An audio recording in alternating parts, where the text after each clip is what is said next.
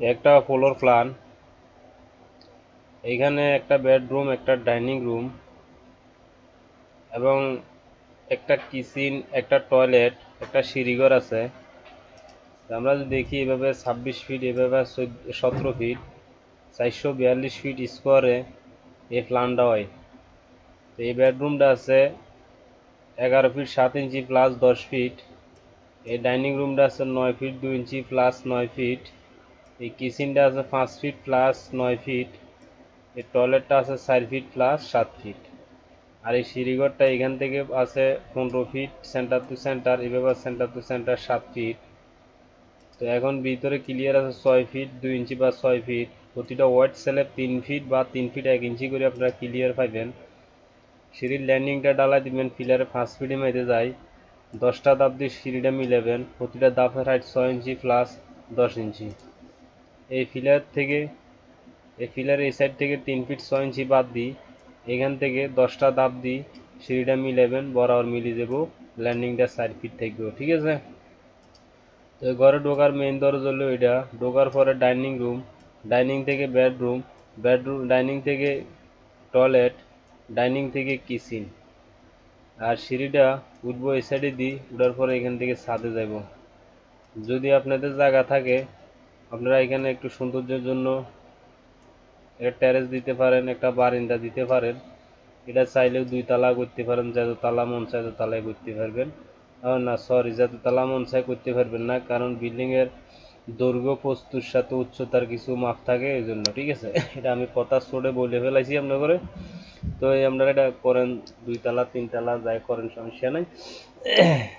এরপরে এইখানে এগুলো হলো জানালা, এগুলো হলো ঘরের জানালা, এগুলো হলো কিচেনের জানালা, সিঁড়ির জানালা, ঠিক আছে। এখানে ফিলার ব্যবহার করা হয়েছে 1 2 3 4 5 6 7, 7 হলে 7 8।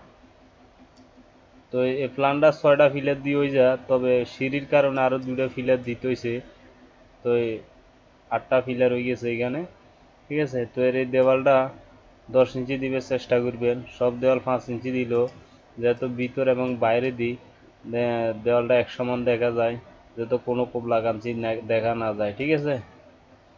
তো এইখানে আমি খুব সুন্দর মতো আপনাদেরকে দরজাগুলো দেখাই দিছি, যেহেতু আপনারা বুঝতে অসুবিধা না হয়।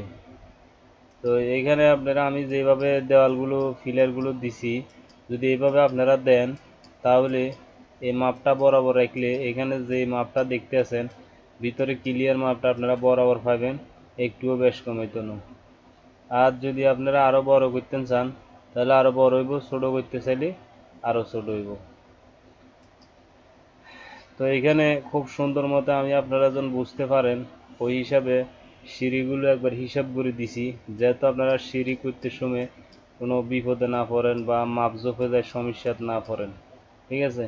আমি যেভাবে দিয়েছি যদি এইভাবে বরাবর মাপ দেন 3 ফিট 6 ইঞ্চি বাদ দিই, এরপরে সিঁড়ি এখান থেকে 10টা ধাপ, প্রতি ধাপ 6 ইঞ্চি প্লাস 10 ইঞ্চি সুন্দর মতো মিলিয়ে যাবো। সিঁড়ির ল্যান্ডিংটা 5 ফিটে মেঝে যায় ডালাইব। এবং এই বরাবর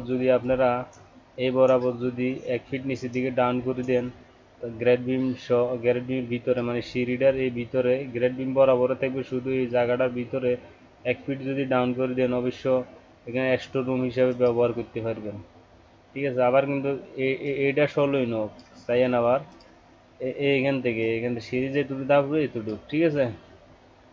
তো যদি দেন তাহলে এটার স্টোর রুম বা কোনো রুম হিসাবে স্টোর রুম হিসাবে ব্যবহার করতে পারবেন, কোনো সমস্যা নাই, ঠিক আছে। তো এইখানে আরেকটা সিস্টেম হয়, সিস্টেমটা হলো যদি আপনারা সিঁড়ি সিঁড়ি যদি কোনো মনে করেন যাক, এটা আমি অন্য বাজে এই প্ল্যানটার আবার অন্য বাজে একটা ডিজাইন করবো, অবশ্যই আপনারা দেখবেন।